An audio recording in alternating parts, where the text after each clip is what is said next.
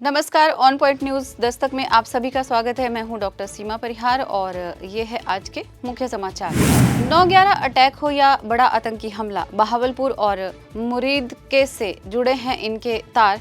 PM Modi ने कहा, भारत ने एक झटके में किया खत्म। जम्मू, श्रीनगर, अमृतसर से भुज तक पाक से सटे शहरों में कई फ्लाइट्स रद्द। पंजाब, राजस्थान और जम्मू के कई इलाकों में फिर देखा गया ड्रोन।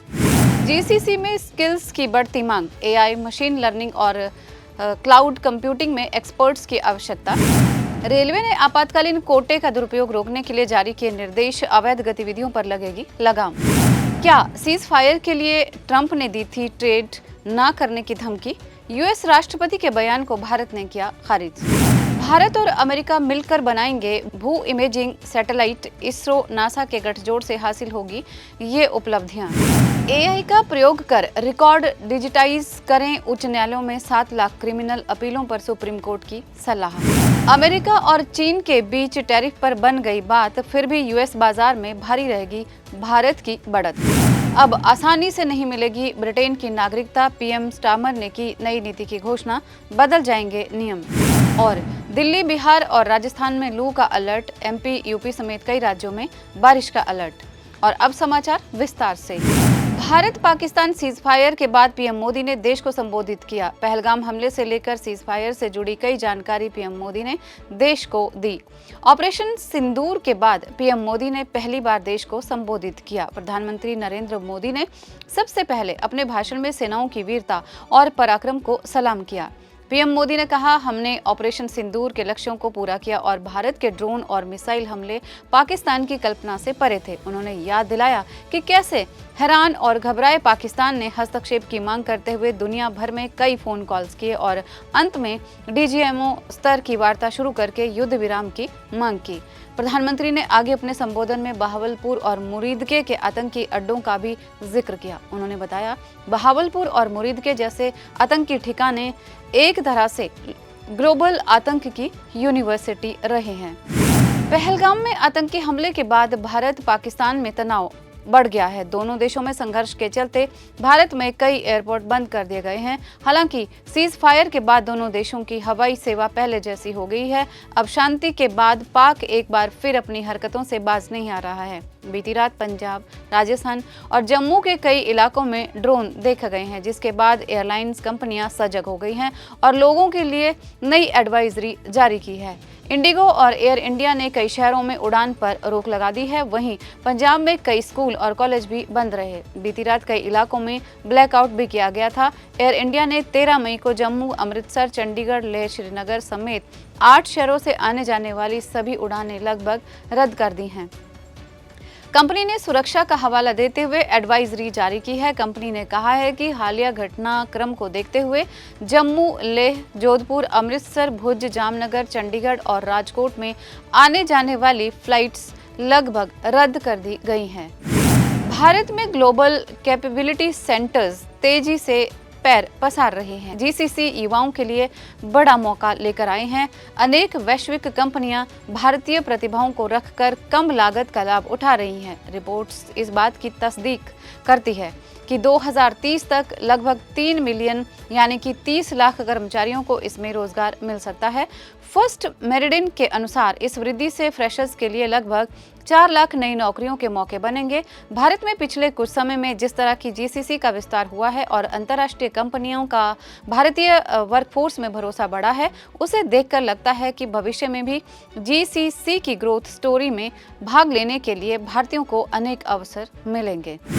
रेल मंत्रालय ने जोनल अधिकारियों को निर्देश दिया है कि आपातकालीन कोटे के तहत ट्रेनों में सीट या बर्थ आरक्षण के लिए ट्रैवल एजेंटों से प्राप्त किसी भी अनुरोध पर विचार नहीं किया जाएगा। मंत्रालय का ये निर्देश इस कोटे के दुरुपयोग की शिकायतों के बाद आया है।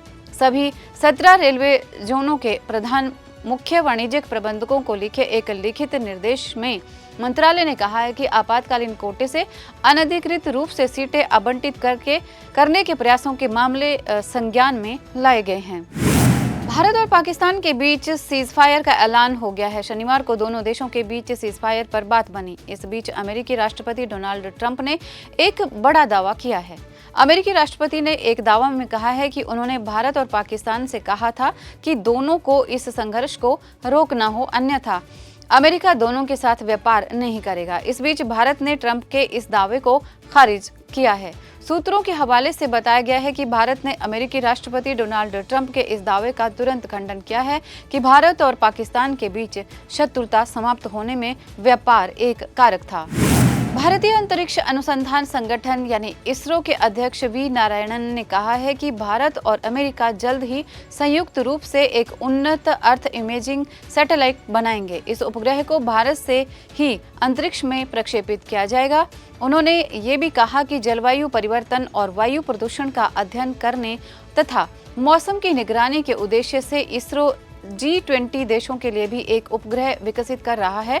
भू इमेजिंग उपग्रह पृथ्वी की कक्षा में चक्कर लगाने वाला एक अंतरिक्ष यान है, जिसे पृथ्वी की सतह और वायुमंडल के बारे में चित्र और डाटा के कैप्चर करने के लिए डिजाइन किया जाता है। ये उपग्रह जानकारी एकत्रित करने के लिए रडार सहित विभिन्न सेंसरों का उपयोग करते हैं। एकत्र किए गए डाटा का उपयोग मौसम की भविष्यवाणी, पर्यावरण निगरानी और मानचित्रण जैसे कई अनुप्रयोगों के लिए किया जाता है। उधर सुप्रीम कोर्ट ने देश भर के उच्च न्यायालयों में 7 करोड़ 24 लाख से ज्यादा आपराधिक अपीलें लंबित होने पर चिंता जताते हुए उनके शीघ्र निपटारे के लिए उच्च न्यायालयों को रिकॉर्ड के डिजिटलाइजेशन और आर्टिफिशियल इंटेलिजेंस की मदद से रिकॉर्ड का अनुवाद करने का सुझाव दिया है। शीर्ष अदालत ने उच्च न्यायालयों से इसके साथ ही विभिन्न रिपोर्टों जैसे नेशनल कोर्ट मैनेजमेंट सिस्टम द्वारा केस मैनेजमेंट के लिए तैयार की गई baseline report, model action plan और सुप्रीम कोर्ट में न्याय मित्र की ओर से दिए गए सुझावों को स्वीकार करने का आग्रह किया है। उपभोक्ता वस्तुओं के लिए काफी हद तक चीन पर निर्भर अमेरिका ने सोमवार को चीन की वस्तुओं पर लगने वाले शुल्क में बड़ी राहत दी है। चीन से आने वाले सामान पर अमेरिका ने पिछले महीने शुल्क को बढ़ाकर 145% कर दिया था, जिसे अगले 90 दिनों के लिए घटाकर 30% कर दिया गया है।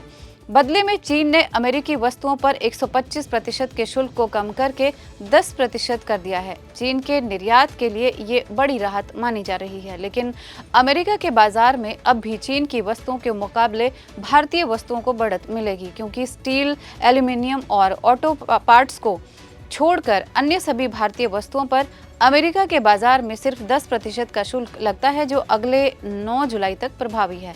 अप्रैल के पहले सप्ताह में अमेरिका ने भारत पर 26% का पारस्परिक शुल्क लगाने की घोषणा की, लेकिन इस पर अमल से पहले ही अमेरिका ने इसे 90 दिनों के लिए टाल दिया। 9 जुलाई को यह अवधि समाप्त हो रही है। ब्रिटेन की नागरिकता अब आसानी से नहीं मिल सकेगी। अब प्रवासियों के लिए नागरिकता प्राप्त करने की प्रतीक्षा अवधि 5 से बढ़ाकर 10 कर दी गई है। ब्रिटेन के प्रधानमंत्री केयर स्टारमर ने सोमवार को प्रवासन पर सख्त नई नीति की घोषणा की। इस कदम का लक्ष्य अगले 5 वर्षों में आव्रजन के आंकड़ों में उल्लेखनीय कमी सुनिश्चित करना है। इस नई नीति का भारतीय समेत दुनिया भर के प्रवासियों पर असर पड़ेगा। संसद में प्रवासन पर बहुप्रतीक्षित श्वेत पत्र पेश किए जाने से पहले प्रेस कॉन्फ्रेंस में स्टारमर ने पिछली कंजर्वेटिव पार्टी की सरकार पर सीमाएं खुली रखने का प्रयोग कर गड़बड़ी करने का आरोप लगाया है। उन्होंने कहा कि प्रवासन प्रणाली को कड़ा किया जाएगा ताकि हमारे पास अधिक नियंत्रण हो सके। उन्होंने बताया कि कई नई व्यवस्था के तहत ब्रिटेन में 5 साल तक रहने वाले भारतीयों सहित किसी भी व्यक्ति के लिए स्वतः बसने और नागरिकता प्राप्त करने की मौजूदा व्यवस्था समाप्त हो जाएगी। इसके बजाय सभी प्रवासियों को स्थायी निवास के लिए आवेदन करने से पहले ब्रिटेन में कम से कम 1 दशक बिताना होगा, जब तक कि वे अर्थव्यवस्था और समाज में वास्तविक और स्थायी योगदान नहीं दिखाते हैं। अत्यधिक कुशल व्यक्तियों जैसे नर्स, डॉक्टर्स, इंजीनियर और एआई लीडर्स जो ब्रिटेन की अर्थव्यवस्था में योगदान करते हैं के आवेदन पर शीघ्रता से विचार किया जाएगा। और अब बात करते हैं मौसम की। देश भर में मौसम का मिजाज बदल रहा है। पिछले दिनों कई राज्यों में बारिश से लोगों को राहत मिली, तो वहीं देश के कुछ राज्यों में भीषण गर्मी का दौर अभी भी जारी है। अब मौसम विभाग ने मौसम को लेकर लेटेस्ट अपडेट जारी किया है। देश के अधिकतर हिस्सों में मौसम की तस्वीर बदलती हुई नजर आ रही है। बिहार, यूपी में फिलहाल पारा चढ़ा हुआ है। राजस्थान में लू से कुछ राहत मिलेगी और देश के पहाड़ी इलाकों में प्री मॉनसून का असर दिखने की संभावना जताई जा रही है। दिल्ली एनसीआर में एक बार फिर तपती गर्मी पड़ना शुरू हो चुकी है। मौसम विभाग का अनुमान है कि अधिकतम 39 और न्यूनतम तापमान 26 डिग्री सेल्सियस रह सकता है। दिन के समय तेज सतही हवाएं चल सकती है। वहीं दिल्ली और इसके आसपास के इलाकों में 25 मई तक बारिश के आसार जताए जा रहे हैं। असम, मेघालय, अरुणाचल प्रदेश में 16 मई तक, नागालैंड, मणिपुर, मिजोरम और त्रिपुरा में 15 मई तक गरज बिजली और तेज हवाओं के साथ भारी से बहुत भारी बारिश होने की संभावना जताई जा रही है। 13 मई को मेघालय में बारिश की मात्रा ज्यादा रहने की संभावना है। इनके प्रभाव से पंजाब, हरियाणा, चंडीगढ़, दिल्ली और पूर्वी राजस्थान में 16 से 17 मई को, हिमाचल प्रदेश और 14 मई को जम्मू कश्मीर और लद्दाख में 50 से 60 किलोमीटर प्रति घंटे की रफ्तार से हवाएं चल सकती है और गरज और बिजली के साथ छिटपुट से मध्यम स्तर की बारिश हो सकती है। आज बस इतना ही। देश और दुनिया से जुड़ी इसी तरह की तमाम जानकारियों को पाने के लिए जुड़े रहिए ऑन पॉइंट भारत के साथ। जय भारत, जय हिंद।